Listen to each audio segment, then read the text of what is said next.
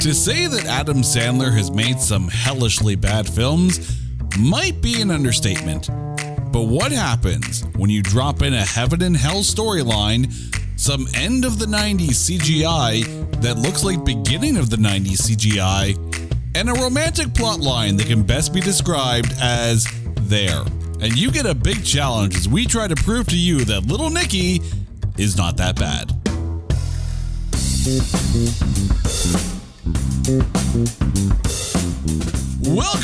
Welcome to this edition of It's Not That Bad, the podcast that looks for A grades in B movies. Now, if you listened to our episode last week on the Ridiculous Six, you heard us at the end of that show discuss the movie we were going to discuss today. And this is one of those movies that we have been talking about doing ever since the creation of this show, because for some strange, chemically altered reason, my wife absolutely loves this movie.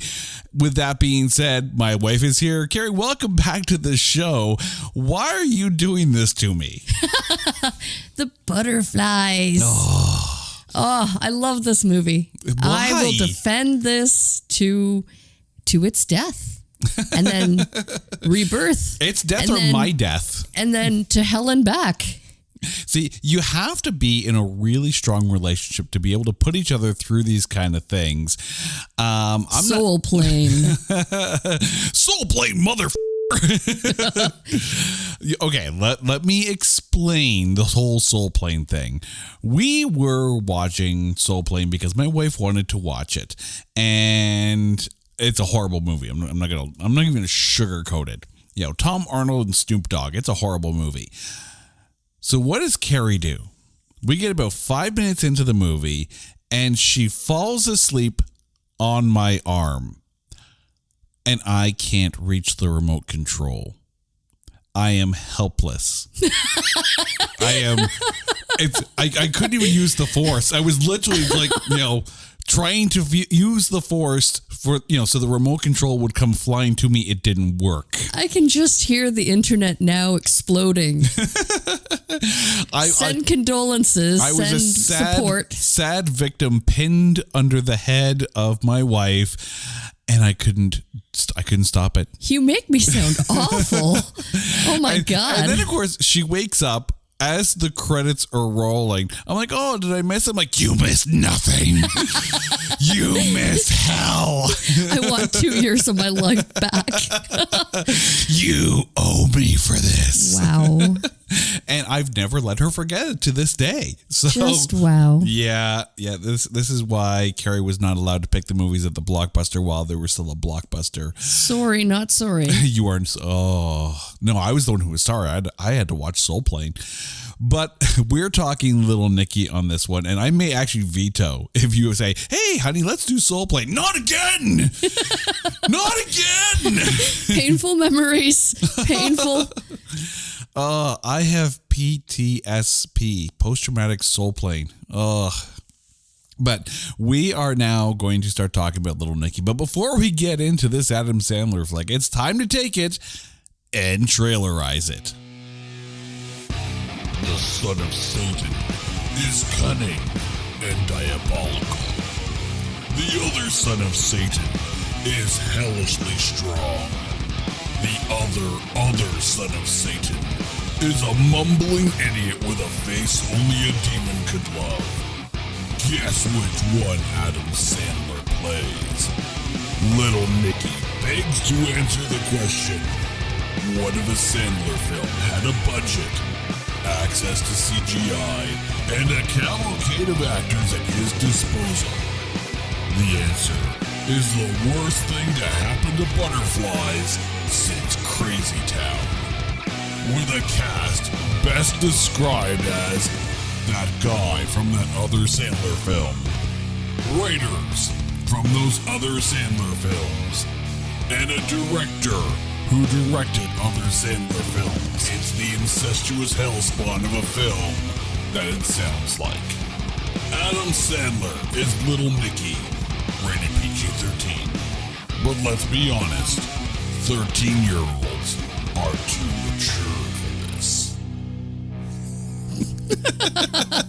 Oh. Are you saying that I have the brain of a 13-year-old? Maybe less than, because you actually like this film. Oh, I went there. I went there. Also, big ups to Crazy Town for getting a reference in the trailer eyes. But let's get to the breakdown of this. It stars Adam Sandler, Reese Ifans, Harvey Keitel, Patricia Arquette, Tom Tiny Lister, and Rodney Dangerfield, and an absolute slew of cameos and smaller bit roles. Let's not forget Quentin Tarantino. Oh, you can't forget Quentin Tarantino.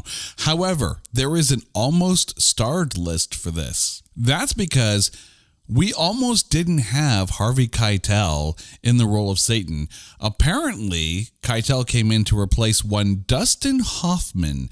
Which would have been fascinating. You know, it's funny, because when you take a look at Dustin Hoffman and you realize that in the film, Satan is basically, the father of Satan is Rodney Dangerfield, I could actually see Dustin Hoffman play Rodney Dangerfield's son and have it almost seem like it works. I actually kind of like it better that it's Keitel, only because it's just so out there. But honestly, Harvey Keitel, I think the better choice for this. I agree. I mean, he did an amazing job as Satan. He is just so cool. And you know, he just commanded that role, even though he was falling apart, literally. But I would have loved to have seen Dustin Hoffman in it. Do you know what the backstory? Why he left the project? I'm not quite sure, but all I know is that apparently Hoffman was in the role, and then Harvey Keitel came in to replace him. My guess is he read the script and said, no.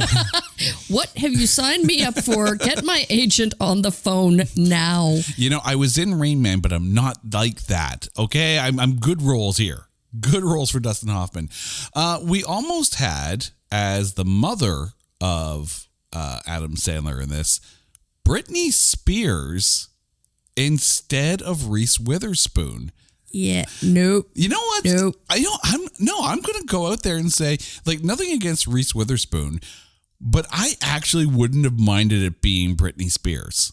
Well, Reese was actually younger than Adam Sandler in this role. Oh, yeah, and Britney Spears would have been as well. But I mean, Britney would have been a hell of a lot younger. True, but they played the whole thing off as that you don't age in heaven kind of thing. So, you know, that explanation was already in there. And we know that Britney Spears can be kind of almost I can't even speak today, self-referentially comedic. Because remember, she was in How I Met Your Mother, and actually pretty funny in that. But, I mean, it wouldn't have been bad. It definitely would have been better than Crossroads. And, of course, anything would have been better than Crossroads, even this. And then we almost didn't have Patricia Arquette in the role of Valerie. Apparently, Melanie Linsky was under consideration for the role. And if you don't know who Melanie Linsky is, she was most recently in Yellow Jackets. She was also in Beautiful Creatures and But I'm a Cheerleader. And I'm going to go out there and say I actually wouldn't have minded Melanie Linsky in this because I'll be honest. As I was watching the film, I'm like, okay, who's that actress, right? Then I'm like, that's Patricia Arquette. Didn't even register. Did not even register. Well, I read that she didn't even have to audition for the role. So do you know what the backstory? Why she took over? This, of course, is all according to IMDb. It's not that Linsky was actually in the role. It's just that she was being considered for the role. I see. Yeah, so it's just one of those things where it's like, yeah, we can think about her, but no, we got Patricia Arquette. When you're Patricia Arquette, you don't have to audition for that role, apparently. Get Arquette on the phone. This movie was directed by Stephen Brill, who, of course, has a list of Sandler films on his filmography, including, as director, as Mr. Deeds, The Do-Over, Sandy Wexler, and Hubie Halloween. So back to Hubie Halloween. But by the way, big ups to the crew over at Movie Date Night, because apparently they love Hubie Halloween as well, and this has kind of become part of their Halloween tradition. Which, Greg, what the heck are you doing? See, who doesn't love Hubie Halloween? Me. Well, I don't love Hubie Halloween. Apparently, you're wrong. See, this is why we have a podcast, so my wife can actually say I'm wrong and kind of get away with it. Like that just, I feel so. Yeah. Yeah. That is how I feel. As far as the accolades for this film goes, I think Adam Sandler needs to send John Travolta a large gift basket. And here's the reason why. At the 21st Golden Razzie Awards, this film, Little Nicky, was nominated for Worst Picture, Worst Actor, Worst Supporting Actress, Worst Director, and Worst Screenplay. All 5 categories were won by Battlefield Earth. Not Little Nicky, Battlefield Earth, which, people are sitting there going, yeah, Battlefield Earth makes Little Nicky, watchable by comparison. Also, at the 2000 Stinkers Bad Movie Awards, it was nominated for Worst Picture, lost to Battlefield Earth. Worst Actor, lost to Battlefield Earth. Worst On-Screen Couple was nominated for Adam Sandler and Mr. Beefy, didn't win. Worst On-Screen Hairstyle, Most Annoying Product Placement, that one. Popeye's Chicken's awesome. Yeah, it lost, however, to Castaway for their product placement from by FedEx and by Wilson, because Wilson. But yeah, Popeye's Chicken's awesome, which it's okay. It's no Mary Brown's. It's okay. Most Unfunny Comic Relief, nominated for Mr. Beefy, lost to Tom Green for Charlie's Angels and Road Trip. However, Little Nicky did not go away empty-handed because it did win the 2000 Stinkers Bad Movie Award for Most Annoying Fake Accent. And I am in full agreement with that one. Budget-wise, though, as far as the box office goes, this is an interesting one because this is a money loser. A loser. Had a budget of $85 million, and according to thenumbers.com, had a worldwide gross only of less than 60 million. Domestically made only 39.4 million. So let me put it into perspective here. When it debuted on the weekend of November 16th, 2000, it debuted at number 2, right behind Charlie's Angels. Hello, Tom Green. Coincidentally, it was actually the highest debuting film that week. It debuted over Men of Honor, which starred Robert De Niro and Cuba Gooding Jr., that was in 3rd. In number 5, it was Red Planet, which starred Val Kilmer.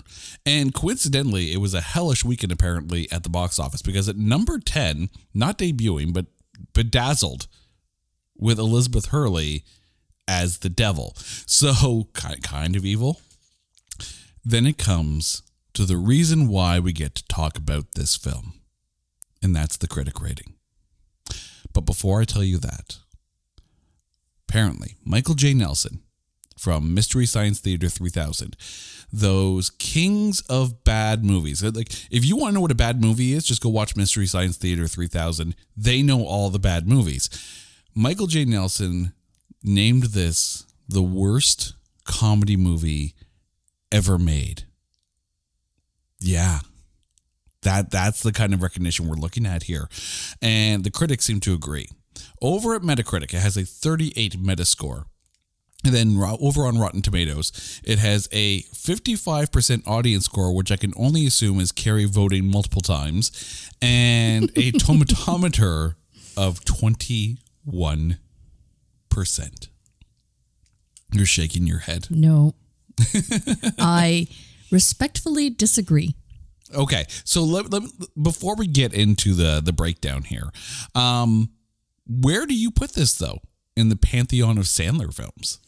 Okay, first of all, the worst comedy movie ever?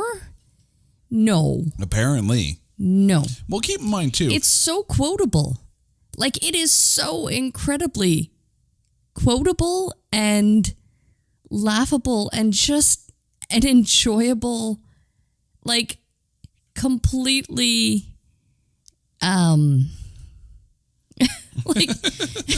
like, okay, yeah, it's completely unrealistic, but it's so fun.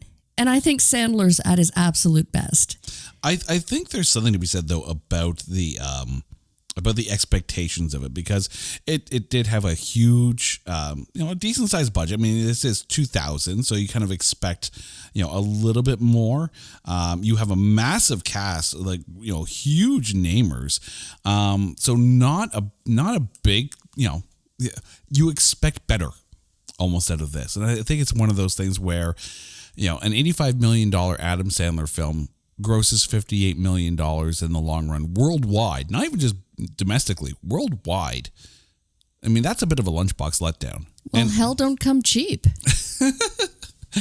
Hell don't come cheap. I want that on a t-shirt. The set design was really, really good. I mean, when you think about it, they had to not only depict what hell might look like, but heaven. And where was he? In New York City? In New York. New York City. Yeah. So. Yeah. Yeah. Yeah, there's a lot of cameos that need to be Central paid Park. Okay, so let's get to the breakdown here, and we have to start with Little Nicky himself. And I have to completely agree with the stinkers.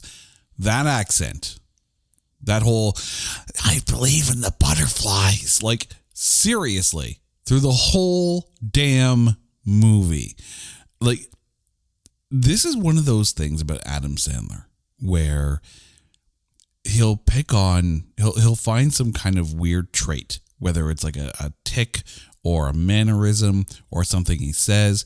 And that's basically the joke for an hour and a half. It's like the Saturday Night Live rule. Take a 3-minute sketch, stretch it out to an hour and a half. After 90 minutes of hearing about the butterflies, did it grate on your nerves as much as it did mine? No, that was the character of Shovelface, the sweet, sweet boy of Satan. You know what? It was okay. I thought Sandler was at his best in this. Like, yeah, you know what? To see him play in a rom-com is just, that's not Sandler at his best. I think really when the character actor and his, portrayal or his presentation of Little Nicky, I thought was so much fun because he is so like you said, the cheese grater accent. You know what? It actually had a certain amount of charm. And yeah, I, like Patricia Arquette, I could see the sweet side of Little Nicky. See, here's the thing. Had it not been for just the gratingness of that accent, that fake accent, I think you're right in that Little Nicky could actually be a likable character. We're talking, the son of Satan, who is also kind of part angel. There's a lot of good in him. Like Nicky himself is a sweet character. Smart like Hammer, mind you, but a sweet character. But it's just that voice. And that's the downside to this. It's just one of those things where it prevented me from getting into liking the character more. And I mean that's just me, right? You say this is Sandler at his best. I disagree with that. I do. Because this isn't the first time. Aside from The Wedding Singer. Well, see, this isn't even the first time we've talked about Sandler on this podcast, right? I mean, we covered The Ridiculous Six, and Sandler worked well enough in that because everyone else got to be the crazy around him. The Wedding Singer is just an absolute gem of a film. Like there's zero question about that. When we did Airheads, Sandler was good in that role. I just think it was one of those things where they let him go a little. No one said, you know what, this is a little annoying. Also, though, Airheads, an annoying accent by Sandler. Yeah, but not completely, though. Not for the whole thing. He had his moments in there, yes, but it wasn't for 90 minutes of about the butterflies.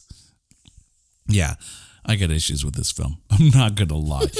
But I do agree that Nicky himself can be a likable character if you can kind of get past that. Like, if you're fine with the accent, you're going to be fine with Nicky.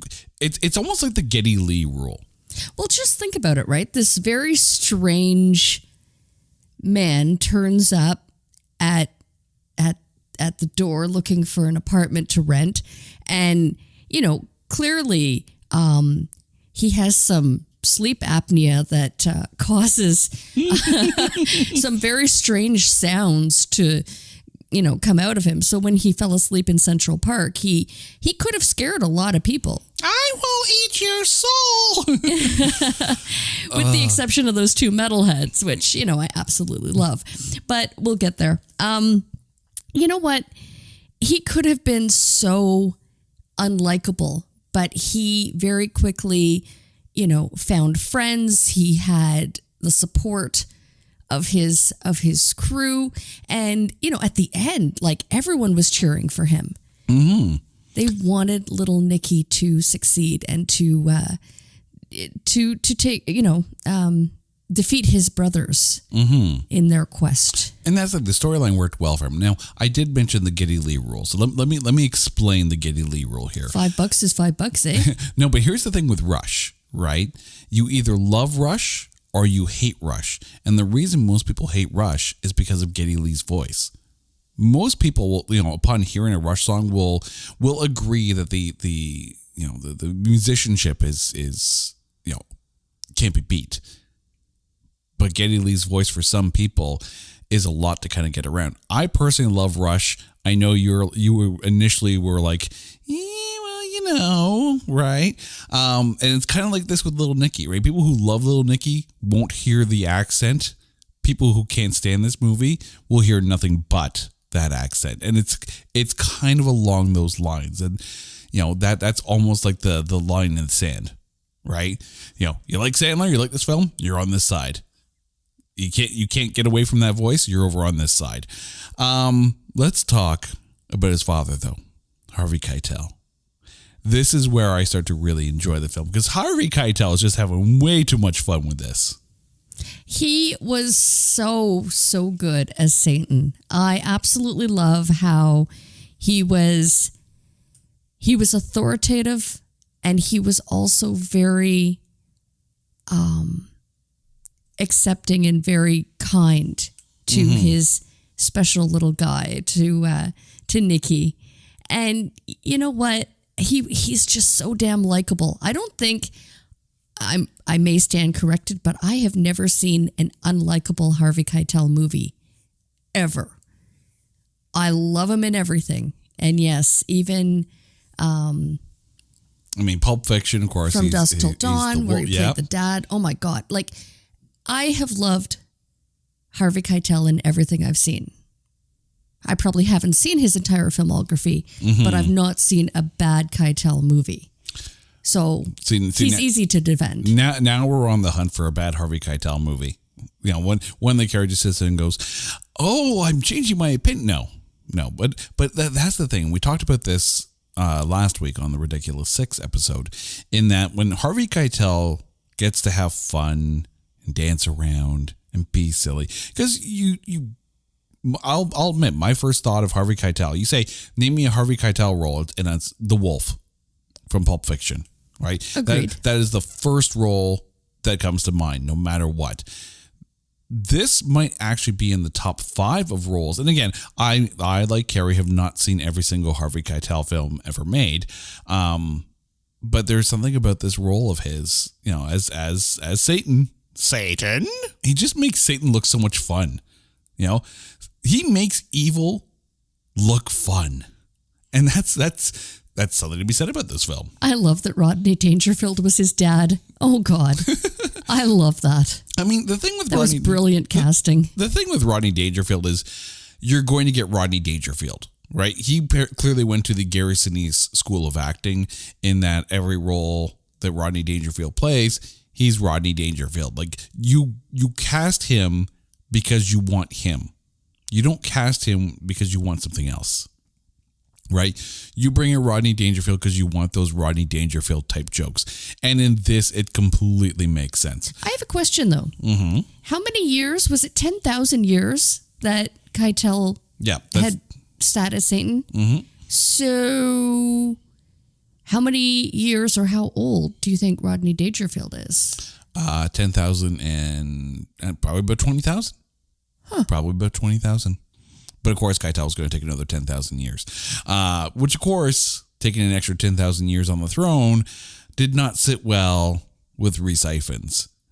I have to say, the more, and again, this isn't the first time we've talked about Rhys Ifans on this podcast. Daddy Lovegood. Again, still sounds wrong, still sounds dirty, but if you call me that, I'm okay. I'm okay. He's the one they call Daddy Lovegood. He's the one that makes you feel all right. Oh, we just sang Motley Crue in a Little Nicky podcast. Yes, we did. Kind of fitting. Yeah, actually, the music choice. Would have made less sense par. if we talked about it last week. But it's funny because Rhys Ifans, to me, is one of those actors where, I never went out and watched a movie completely based on Rhys Ifans being in it. But every time I've seen him in a role, he knocks it out of the park. Like, we talked about him during Formula 51, and he was just an absolute gem in that. You mentioned, of course, his role as Xenophilius Lovegood in the Harry Potter series. It makes me really excited for the upcoming House of the Dragon series, because not only do you have Matt Smith in that, but you also have Rhys Ifans. So you just have a whole lot of, and you have Olivia Cooke, who was in Ready Player One. So I'm really looking forward to that series. And he's one of the reasons why I'm looking forward to it. Here, we talked about Harvey Keitel having fun. Here he is just soaking in all like the just getting to be as bad and evil as he could possibly be, and just soaking it up with such grandeur. Like, he's stage villain in this, and it's great.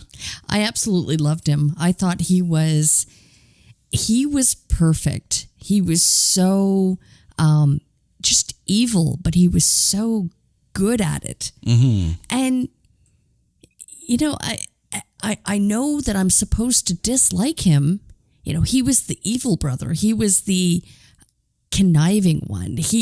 I liked him. I found him very likable. It's funny. The more you watch Rhys Ifans in this, and even Harvey Keitel as well, you all of a sudden get reminded of that quote out of Spaceballs, in that evil will always triumph over good because good is dumb. And Rhys Ifans is almost the embodiment of that in this. Well, I could almost see him as playing Satan. Satan? Like, yes, Dana Carvey also. We'll get to him. But he's not the only brother, because aside from Little Nicky, there is Cassius, as played by Tom Tiny Lister. I don't know about the tiny part. Now, I will admit, anytime I see Tom Tiny Lister on screen, the late Tom Tiny Lister, by the way, because he passed away in 2000. He had gotten COVID earlier on, and then he passed away from cardiovascular disease. Wait, sorry. What year did he pass away? 2000. Sorry, 2020. 2020. Oh, okay. Sorry. So I was like COVID. Yeah. No, clearly the last 2.5 years have altered my opinion of what time is time. It's been a 20-year... Pretty much. It feels like that. It has been a long year this week. That's kind of basically how it feels. 20 years into. But see, gotcha. I can't see him. Like, I know a lot of people will probably recognize him the most as the president on The Fifth Element, but I can't look at him and not go Zeus from the No Holds Barred film that starred Hulk Hogan way back in the day. And then, of course, they brought him into WWE or WWF at the time as Zeus. But when you realize that he's got 200 acting credits to his name through TV and film and whatnot, like he was very much a working character actor, and he's just so much fun in this. He really is. Like, it's almost like it's like popping Terry Crews into a role, right? It's just like exactly what you're getting. You're putting him there for the. Almost the outlandishness of his size in comparison to everything else. And it just, Tiny Lister had so much fun with that. Oh my God. And again, as the bully big brother of Little Nicky, You know, it's almost like you've got the evil mastermind and you've got just the, like, you've got the brains bully. and the brawn. Absolutely. Yeah. Brains, the brawn, and the shovel face. We could rename Little Nicky and make a part 2. No. Dear Mr. Sandler. No, I'm not playing the piano music. No. My foot's down. This is not being begged for. We are Coordinate the budget. We are not manifesting this into the universe. This needs to happen. No. Get off my arm and give me the remote control so I can change the damn channel, Sleepy. I'm still bitter. It's called movie narcolepsy. It's a medical condition. I wonder if it is. I don't know. You know, I guarantee you there's someone listening to this show out there in the ether going, I'm not the only one who falls asleep 5 minutes after the opening title card and then wakes up during the credits. I'm not alone. Okay, fun fact, how many times have I seen this movie? And I would think there's only maybe less than a handful. I know last night I did fall asleep watching this, but it was also after midnight. So, you know, that's a gray area. That doesn't count. But I generally stay awake for this entire movie. That's always an indicator that it's a really good it's a very Carrie movie. Let's be honest. I can't say it's a good movie. That's why the show is here. Let's put the disclaimer on this one here. But it's a very Carrie movie. I am still making that shirt eventually. A very Carrie movie in the same font as our logo. But yeah, Tiny Listers, it's got that. He brings that Terry Crews energy to him, and it just loved it. Absolutely loved it. We mentioned briefly about Patricia Arquette and how she was pretty much unrecognizable as Valerie. I need to point this out here, okay? Because my problems with Valerie have nothing to do with Patricia Arquette. Absolutely nothing to do with Patricia Arquette. Has to do with the dialogue. And I'm putting it out there right now. Anyone who bitches about the romance dialogue in Star Wars Episode 2, Attack of the Clones. And already I can hear you now. You can hear Hayden Christensen's voice in your head going, I hate sand. It gets everywhere. Apologize right now to George Lucas because that dialogue, that romance dialogue, is far and above better than the romance dialogue between Valerie and Sandler in this. Just oh, come on. Oh no, I'm dead serious here. Like I can appreciate the antics and the slapstickness of it, and you know just the the grandioseness of this heaven and hell fight kind of thing. But when it came down to those moments of when little Nicky's supposed to woo Valerie over kind of thing in this, like it's like that angle was shoehorned in. She saw his sweet side, even though some of the things that he was saying was, I mean, especially at first when his brother had... When Adrian kind of took over his mind. Yeah, mind control. That was pretty awful, but she was so forgiving and so accepting. And she maced him. She accepted him in the end. Yeah, after she maced him and punched him in the face and almost killed him. Well, And then it's like, oh, you just told me that you're the son of Satan. That makes everything better. Well, that makes sense. Seriously, if I showed up on your doorstep, floating, and said, "Yeah, I know, wasn't it? I know I flipped you off yesterday, but really, it's not my fault. My brother took over my mind. We are actually the spawn of Satan. He has the ability to do that. It wasn't me. It was him. I'm okay, even though I am the son of Satan." Yeah, I'd get the mace. Okay, then. I mean, if that does it for you, I still love this movie. But there's the thing. I mean, Patricia Arquette definitely brought a sweetness to Valerie, and that's the thing. Like, Valerie is a sweet character in this. She's very sweet. Like the fact that she stood up for Nicky at the at the street fair, I guess, or whatever that was, kind of thing, and helping call out the guy who stole his flask. But it's after that, and it's just like, no, the moments with Valerie are fine. The moments with Valerie and Nicky, not so much. And that's not good if that's your romantic storyline. But that's just me. That's just me. Like, I want to hear why you like her so much. Okay, first of all, I loved her softness of her voice, the inflection that she put on her character's dialogue, or her character's mannerisms was so perfect. And yet she was a really tough broad, like clearly, living by herself in New York City, and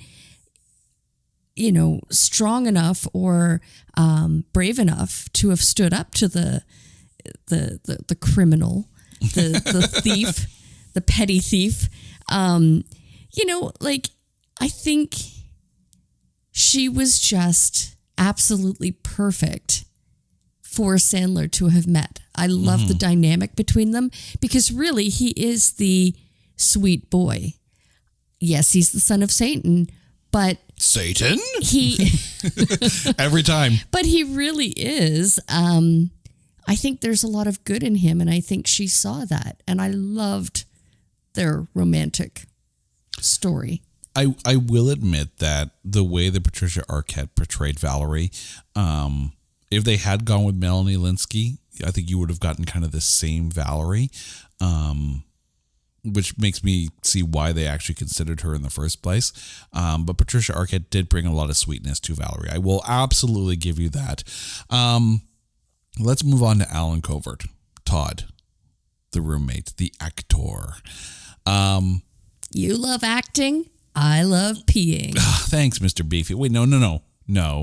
Mr. Beefy is my nickname. No, I mean, I just went there, didn't I? Oh, I just went there. He felt like a one-note character. And I realized that the podcast is not that bad, right? And we're trying to find the good things. And nothing against, Alan Covert and his portrayal of Todd. It just... Really? Yeah. Okay, no, because he warmed up. He was very particular when Nicky first showed up at his door. And he really, maybe it was the brownies, but he really warmed up to be accepting of Nicky and to be on board to help him out. See, I didn't see him that way. Oh. See, the way he was portrayed to me was, not portrayed, because that tosses it on Alan Covert. But the way he was written, the way Todd was written, made Todd feel like the idiot doormat that basically everyone kind of walks over. And like it almost feels like he's trying really hard to connect, of course, when they're all high, and it just doesn't come across that well. And the part that really kind of cements it, right, is that we haven't established, Todd really making a connection with Nicky yet. So when Nicky's, thinking about the butterflies and going off to Valerie, and then you see like Todd kind of show up in the, in the reflection in the window, it's less that friendly urging to tell Nicky to go chase his love, and more like just a creepy guy in the window saying, "Get out." Like, I don't know. I see him completely differently. I think it was so poignant that he was an actor, and you can just kind of tell from his opening monologue where he's practicing a script. It's like you can just tell that he's probably a down on his luck, had rejection after rejection, and he's probably... Damn you, Kevin Spacey, for taking all my roles. Which, that joke plays real different in 2022. He's probably, very alone in this world. And then Nicky shows up, and then, he befriends the two metalheads. And it's like, no, you know what? I think he was meant to meet Little Nicky, because I think those two characters needed each other.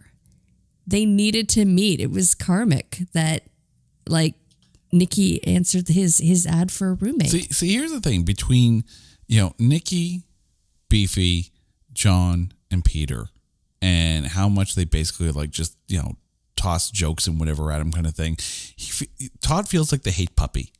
Like you keep him around so you can kick him. You don't actually hate the puppy, but you hate the puppy. Like he's the hate puppy. No doggies. No doggies allowed. Since we're talking doggies, let's talk Mr. Beefy, as voiced by Robert Smigel. Of course, he of TV Funhouse and Saturday Night Live fame. I'm not going to lie, right? Beefy's like one of my favorite characters in this whole damn thing. He has the best lines. He has the funniest jokes. And even the CGI. Like I'm going to go off on the CGI a little bit later in the show, rightfully so. But making Mr. Beefy look like he's actually talking, that was good CGI. Like I don't know whether CGI or whatever, but that worked. And his character, despite the fact that he got nominated for a Stinker's Bad Movie Award for like worst sidekick kind of thing, I love Mr. Beefy. Which, as I say that now, I realize that if anyone ever takes that sound clip and goes, "I love Mr. Beefy" kind of thing, you're gonna make that your ringtone, aren't you? Yeah. Oh, Jay's calling. I love Mr. Beefy. I love Mr. Beefy. Oh God! But like, yeah, no, he really did have the best lines.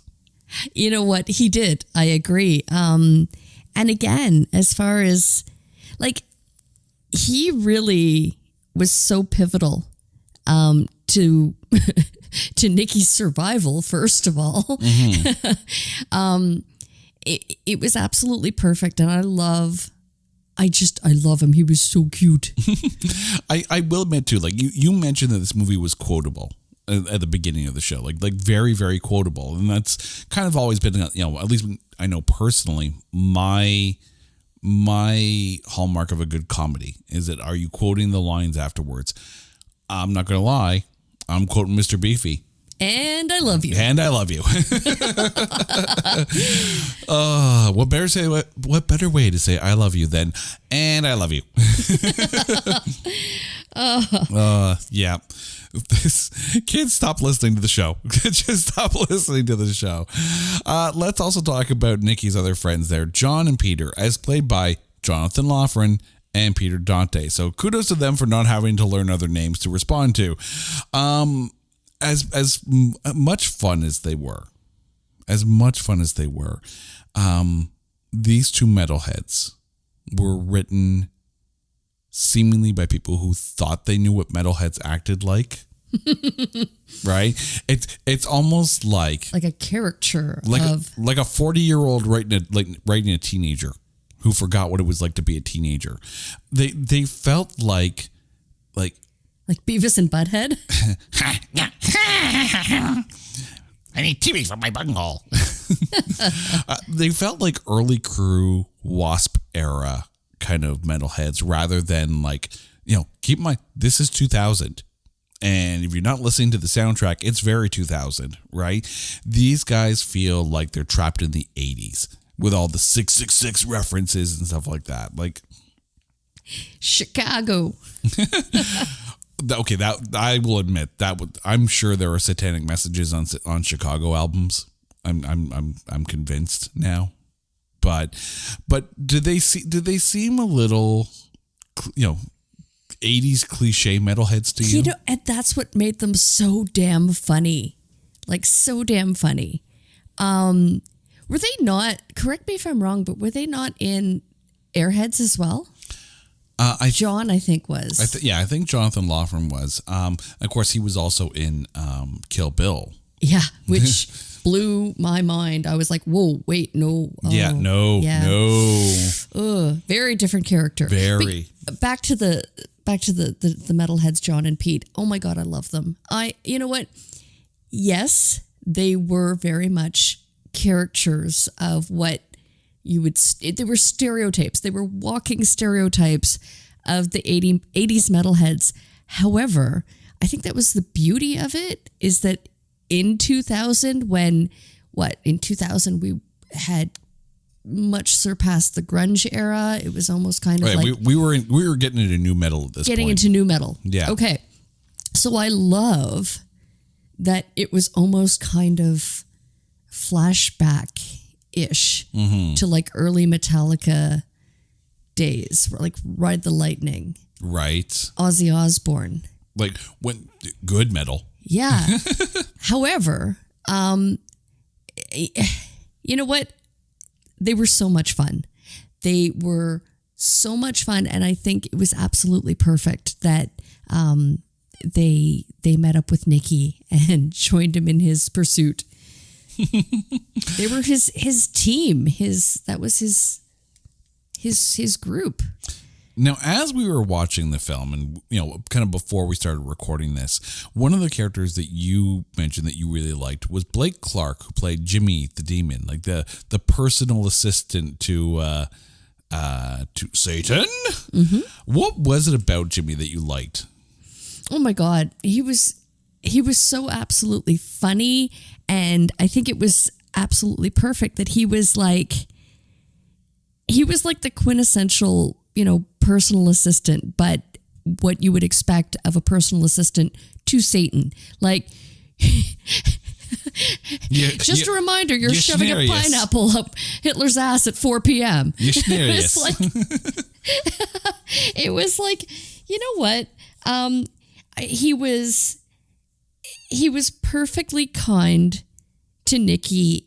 You could tell that Nicky was kind of his favorite out of the brothers. Mm-hmm.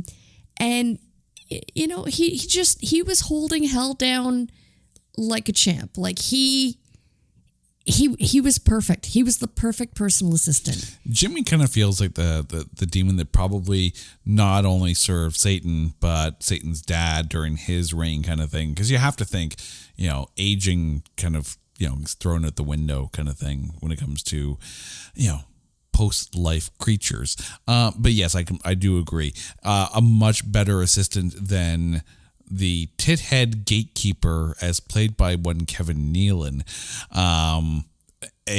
Boobs for brains up there. Was funny, not gonna lie. And the prosthetics on his head were just the tassels is what got me. I'm like, that's brilliant.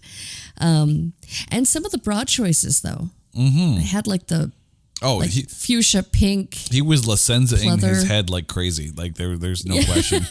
But that's the funny thing. It's like because of course Kevin Nealon had his Saturday Night Live background, and there's a lot of those characters that kind of came from Saturday Night Live. Like once again, Adam Sandler kind of sticks with the friends and works with who he likes to work with, and it does seem like for whatever you say about an Adam Sandler comedy film, it looks like everyone had fun on set, and that's key, right? Because if they're having fun, that comes across to the audience as well. I can just imagine that this quote would be true, but when I was doing a very quick read about this, I don't know where the connection was, but is it Kevin James? Yeah. Okay, but there was a quote from Kevin James that said, "Working on an Adam Sandler flick is like a party every day." Mm-hmm. And I could see that to be absolutely true. And it was very much Sandler and co.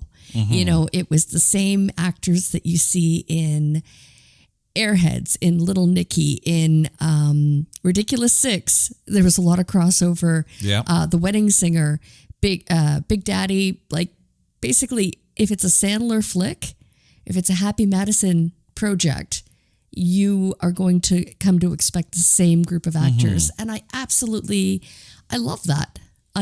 Work with your friends rule. It's like the Kevin Smith rule. It does. And that fun does come across. And Tarantino. As much as I kind of gripe about this film, from a filmmaker standpoint, or from a scriptwriter standpoint, I cannot disagree that everyone does, their portrayals of their characters come across like they're just having fun behind the scenes. And like any band, right? If a band is having fun on stage, you're going to have fun in the crowd. They're having fun on their stage, and you, the crowd that's watching at home, clearly on DVD, because it didn't make any money at the box office, are having fun.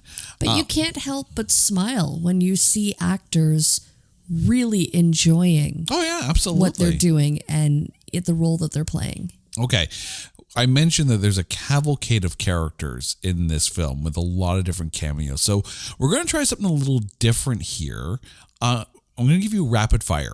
All right. So without going too in depth, although feel free to go in depth if it warrants it, I'm going to list, the actor who is in there, your initial thoughts on them. And I want to start with Dana Carvey.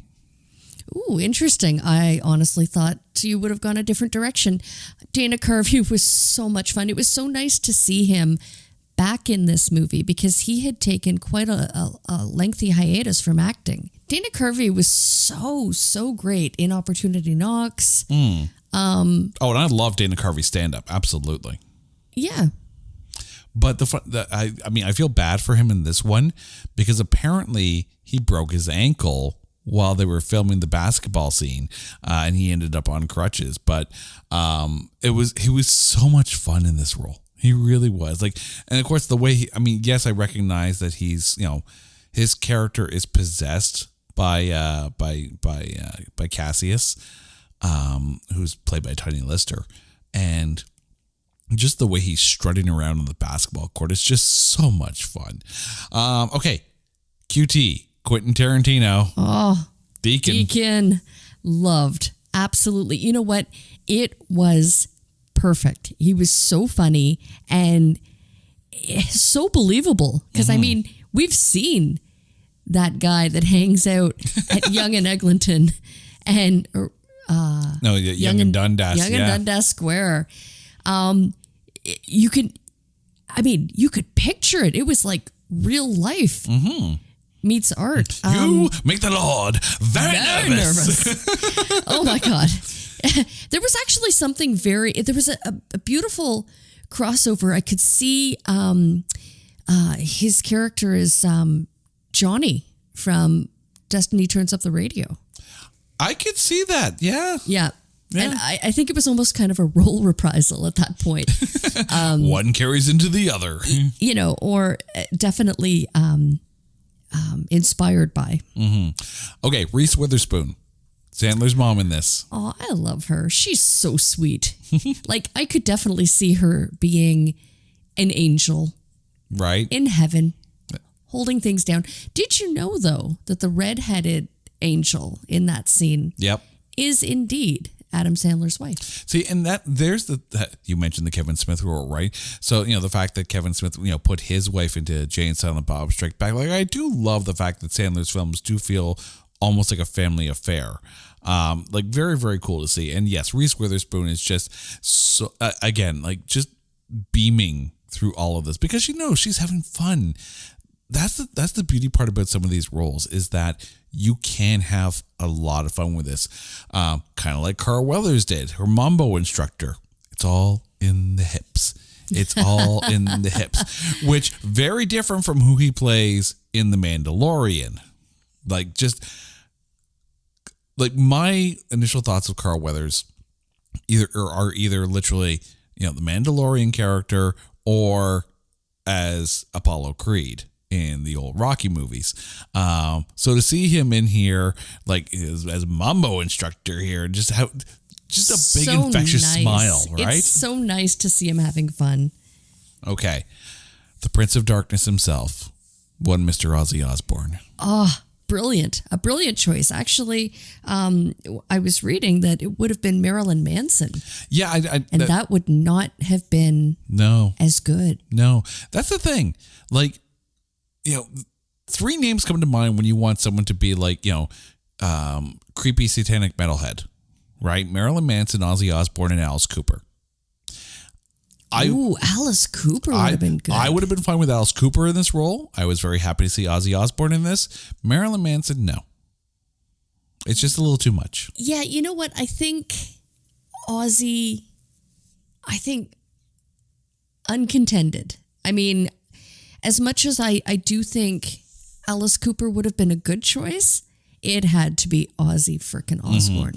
Yeah, Prince of Darkness, the King of Bubbles. Bubbles. Bubbles. I'm the Prince of Darkness. I don't need stinking bubbles. I mean, Alice Cooper proved that he can pull off a cameo well, thanks to Wayne's World. And yeah, he would have been great in this, but no, Ozzy Osbourne was all good. Next cameo can be listed in 4 words. You can do it! Rob Schneider, recurring character. Rob Schneider. As Rob Schneider. Can't have a Sandler film without a Rob Schneider. Again, it's the Sandler rule. I think he's actually contractually obligated to have a role. I think Schneider's got pictures. He must, yeah. Okay. The character of, and I'm not even kidding, this is apparently their character name, Nipples. As played by Clint Howard, the brother of Ron Howard. You're just like shaking your head now, aren't you? Yeah. Like I know Clint Howard gets like a ton of these small little parts kind of thing, and mostly in Ron Howard's films. And when he does pop up, it's very much like, he does have fun with it. This one was just wrong. Just wrong.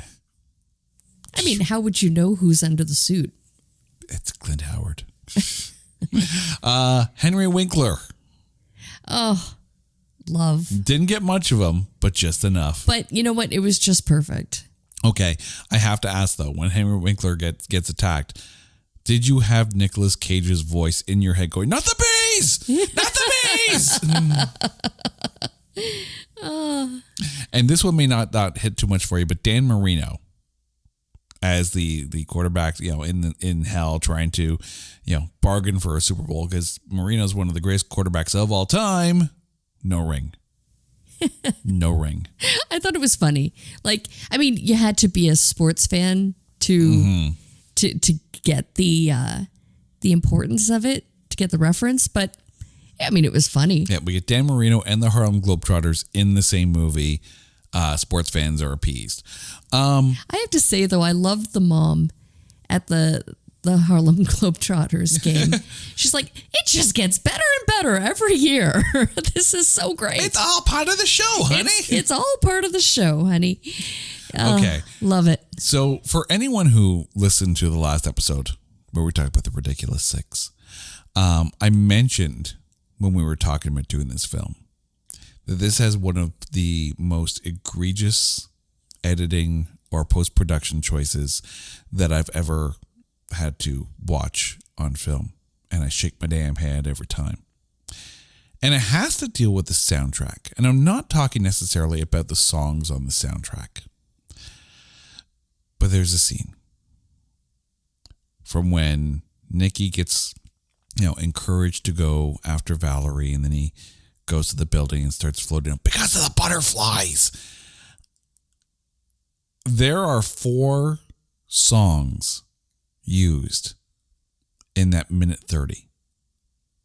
4, I'm going to say that again. 4 different songs in a minute 30. It's like putting a CD into the CD player and hitting the intro button where it plays like 10 seconds of each song. It's almost like they were trying to get around it by using that 15-second rule of, if we only use 15 seconds, we don't have to pay for the usage of the song. Like, I don't know if that bugged you as much as it bugged the crap out of me. Maybe I'm just nitpicking this thing. But did you find at times that the soundtrack was tossed in for soundtrack's sake? But I thought, the selection of music was on point. I thought it was perfect. To be honest, it actually wasn't noticeable or didn't dawn on me that there were indeed 4 songs used. I mean, you get the switch. 30. You get the switch, but it was almost kind of like, I don't know. I was too busy watching the scene. It was the key romantic scene of the movie. I mean, the funny thing is the soundtrack is really, really good. If you go through the list here, by the way, it is the most 2000 soundtrack that ever 2000 soundtrack. Like, you've got on the CD, POD, Incubus, you got Deftones, Cypress Hill, Disturbed, Muse. Although, coincidentally, they almost had on their soundtrack, they almost had our good friend from Playlist Wars, Brian Colburn.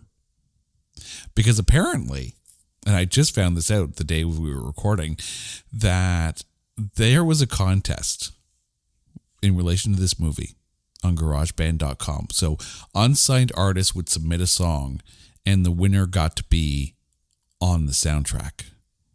And Brian Colburn from Playlist Wars, good friend, his band at the time submitted a song. They didn't win, but that song apparently is now the intro song to the Playlist Wars podcast. Very cool. So very cool. So shout out to Brian Colburn over at Playlist Wars. I love that story. I absolutely love that story. But this movie really did just live and breathe by rock and roll, right? I mean, even on the DVD, there's a feature dedicated to rock and metal music, and I almost wonder how much of this music, like Van Halen, Black Sabbath, stuff like that, I wonder how much of that influenced the writing and the creation of this film. I could see that. I mean, truly, Nicky would have been happy to just be air guitaring in his room in hell. Like, he had no interest in going to Earth. He did it because he was a good son and he wanted to help his dad and, stop his two, psychotic and bully asshole brothers. Like, tell me how you really feel. But yeah, I mean, you know what? Musically, it was so important because it kind of drove the script. Mm-hmm. And yeah, it was poignant to the movie. And the funny thing is, when you think about 2000, like this is around that time when, movies were pumping out some actually really good soundtracks. I mean, if ever there was a podcast about bad movies, great soundtracks, right? This would fall into it. Right in there with, Airheads had a phenomenal soundtrack. Bill and Ted. Well, Bogus Journey. Okay. Bogus Journey was, I don't even know that. Does that qualify? We'd have to take a look. Ooh, Bogus Journey? I think it might. Probably does. The Daredevil movie with Ben Affleck. I know that one qualifies, and that soundtrack is killer. I think the Punisher movie, the one with John Travolta and Thomas Jane, I think that one qualifies. Airheads, definitely, yeah. There were a bunch of really bad movies with really good soundtracks around that time. This is definitely one of them. Although there was a CD letdown on this one, though. This movie came out in the year 2000. And I have ruined my voice enough times trying to say, the butterflies.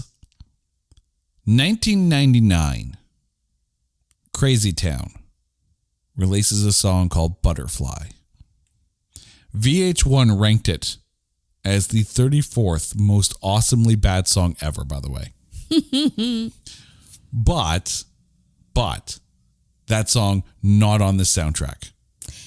That is a miss. That's a fail. That's right a fail. there. That's an epic fail. That's a fail. That's like I kind of wish that song was on this soundtrack. See, there's the thing. I think that would have given relevance. Mm-hmm. Relevance. Sorry. See, there's the thing. That scene I was talking about. Yes, relevance. Yes, English language. Good. Stroked out there for a second. Oh my God. You talk gooder now. I need another drink. Just start talking like this. Everything will be fine. Right? But really, that scene I was talking about where Sandler goes to Valerie and gets maced and punched in the face and almost killed, because that's love. I mentioned there were 4 songs in there. Like Foo Fighters were in there and Ozzy Osbourne was in there and there was something else in there. If you had just used Butterfly by Crazy Town for that whole section, because the problem with using 4 songs in $1.30 is that no one gets into the groove in like 15, 20 seconds of music. The intro button on the CD player is the dumbest invention ever made when it comes to CD players. Unless you're looking for a song. No. You hit play. Oh, this isn't the song, but I like it. Oh, this isn't the song. There's a skip button. That's the thing. The intro button is there for people who are too lazy to hit skip. Like, seriously. George Jetson made a career out of pushing a button. Would you like a Snickers? Oi. He has anger issues. You made me watch Little Nicky. Of course I have anger issues. And they're about to get worse because we have to talk about the CGI. I did mention that Mr. Beefy does look great in this, right? Him talking looks like he's talking. But there are certain instances where the CGI does not hold up today. And the first one thing that comes to mind is the little spider Nickies. That just looks so bad in retrospect. I thought you were going to mention the overly yellow stream of pee when he was peeing on the doormat. Yep. And the constant fire breath and... Oh, yeah. Yeah. I mean, that's the funny thing, right? I recognize that $85 million budget, and there's, you have to think $20 million was spent on music for that one scene. But actors' paychecks, too, because who wasn't in this movie? Right? It really is a cavalcade of comedic greats. But they could have spent a little bit more time making the CGI look good. Because, again, Beefy, all good. All good. And it has to make it look good. I remember watching a documentary about The Empire Strikes Back. And there was a lot of worry about Yoda. Right? Here's a puppet in a sci-fi film. And if the puppet looks like a puppet, then it pulls you out of the story. But they made it look good. And of course, Frank Oz's voice just brought life to Yoda. And you forgot the fact that while they're filming, like when you're watching Empire Strikes Back and you see Yoda on screen, you forget the fact that there's someone underneath the set with his hand up its ass. Yoda became real thanks to the puppetry team and thanks to Frank Oz. Beefy is real because of the work that they put into the CGI and the voice work as well. I still want to know who had their hand up Jar Jar Binks' ass. That was Ahmed Best. No, that wasn't a puppet though. But that's the thing. Ahmed but the thing is, Ahmed Best, if you actually take a look at behind the scenes stuff, he's there with this big head on top of him, right? Flopping around kind of thing. So like they had something to work with as far as like early mocap kind of stuff. You had to bring Jar Jar up, didn't you? It's nothing. You sir, shake your head at me.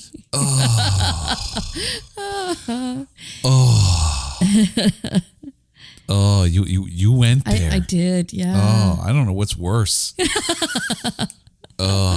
Okay. Before I have an aneurysm here trying to wrap my head around Jar Jar and Mr. Beefy together, who is your MVP of Little Nicky? Well, it was a lovely segue to my MVP. I have to go with Mr. Beefy. I have to go with Mr. Beefy because according to IMDb, it was Mr. Beefy's son, Meatball, who is indeed Adam Sandler's dog and was involved in his wedding party. And I just absolutely love that Adam Sandler rule of working with your friends. And clearly he took a part of this movie and a part of Mr. Beefy home. All I can say is I question and I hope it wasn't the crossbreed with the rat. No, well, with the rat or the Cocker Spaniel. Oh. And I love you. Oh, he put the Cocker to the Spaniel, that's for sure. Oh, dear. Yeah, I went there. But favorable mention, and you hadn't mentioned it yet, and I don't want to wrap without giving a nod to the Chris Farley mention. That was really, really sweet. So that was a sweet thing. So for anyone who hasn't watched the movie, at the end of the film, it's one of those things where they kind of show a montage of characters, and then they'll put some font up that says, what happened, afterwards, kind of thing. And they shoehorned in a really nice tribute to Chris Farley in there, and that's the thing. Like, he had passed away. I think it was like 3 years before this film kind of came out, and of course, there's a lot of Saturday Night Live alumni on there, and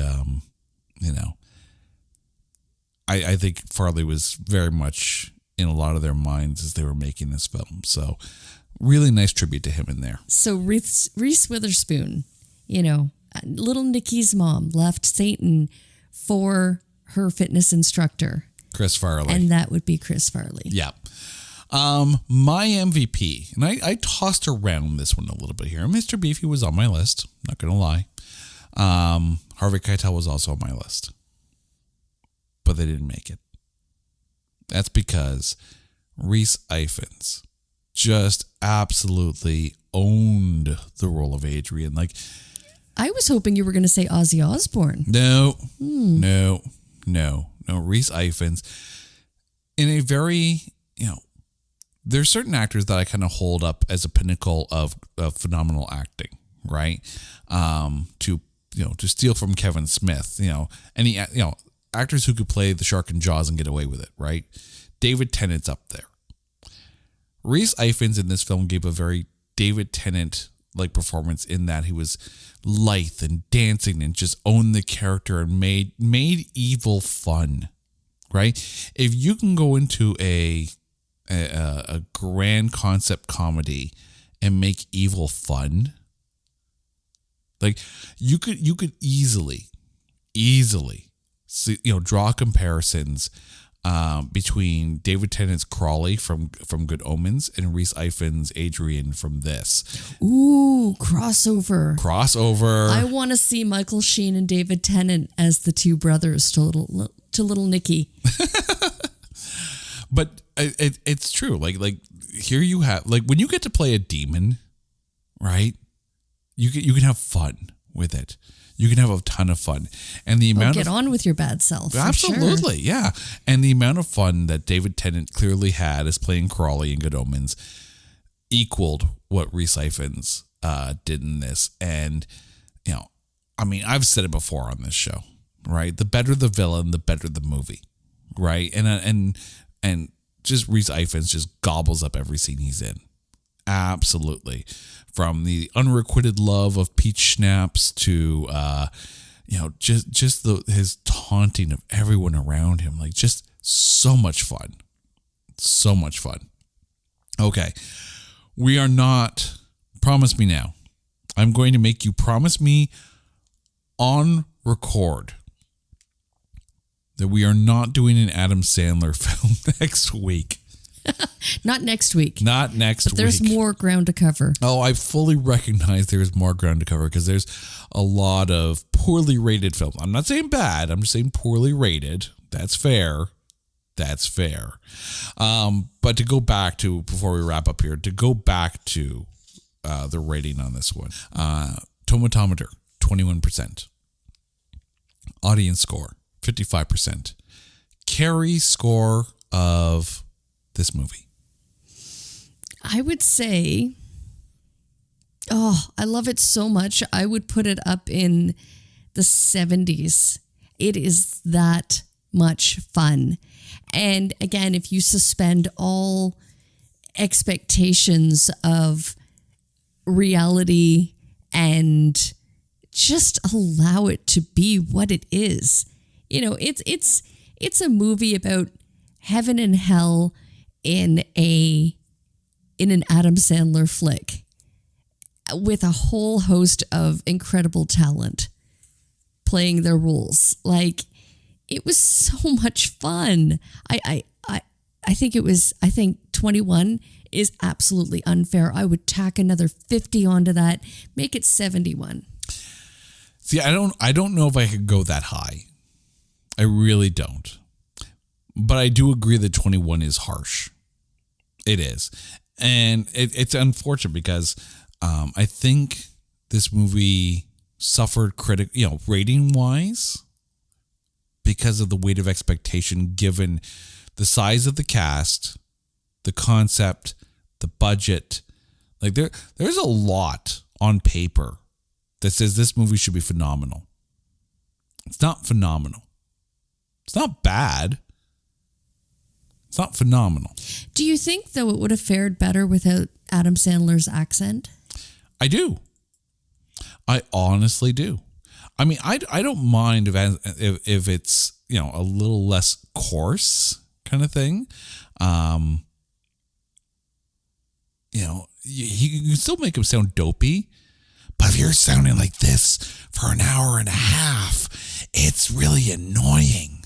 But then his line of Popeye's chicken is awesome. See, that's where it works out well. But for an hour and a half, though. And I think that I'm glad you mentioned Popeye's chicken.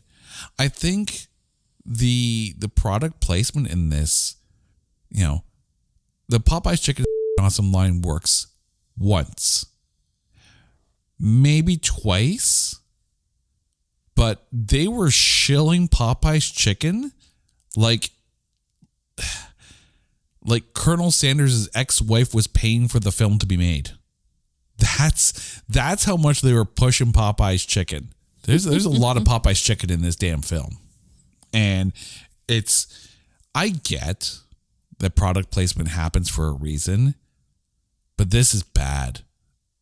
Like this was overkill. And it wasn't even, it was shameless overkill. And I think that probably dragged it down a lot too. But I do think the critics have a stick up their ass that needs to be removed. This film is not 21%. It's not. I think it sits, you have to recognize you're going into an Adam Sandler film. And so temper your expectations already. Right. And I say that knowing that there are Sandler fans out there. I think this sits at about a 45%. I think, the CGI could have been better. Yes. Music selection could have been not different. Although they could have picked Brian Colburn's song. But less shoehorned in. And used more sparsely and effectively. Less Popeye's chicken. No accent. This movie sits in the 70s. As it stands, I think it's in the 40s. I still think it's perfect. See, I can watch this movie like 10 times and then come back to it 2 years later, 5 years later. It's now what? 22 years later. 22 years later, and I still am giddy when I put that DVD and I hear that first line of the song. What's the first? The POD. We are the school of hard knocks. which, by the way, you've now made me sing on a podcast, and I now have to apologize to all of our listeners. Oh, such a great movie. Thank you, Adam Sandler, for making this happen. Well, thank you, Carrie, for once again joining me on the show and helping me prove that some of these movies, no matter what the critics say, are not that bad. Now, to you, our listeners, first of all, thank you for tuning in whenever and wherever you are listening to this. If there's a movie that you think is unfairly maligned or you think is so soul plane level bad that there's no way in hell that, yes, I'm still not over it. That there's no way in hell that we can find anything good to say about it. Hit us up on Twitter at NotThatBadCast. We will watch it, we will dissect it, and we will find the good things to say about that movie because we are looking for A grades in B movies. Until next time, this is It's Not That Bad. I'm Jay. She's Carrie. We will catch you next time. Take care.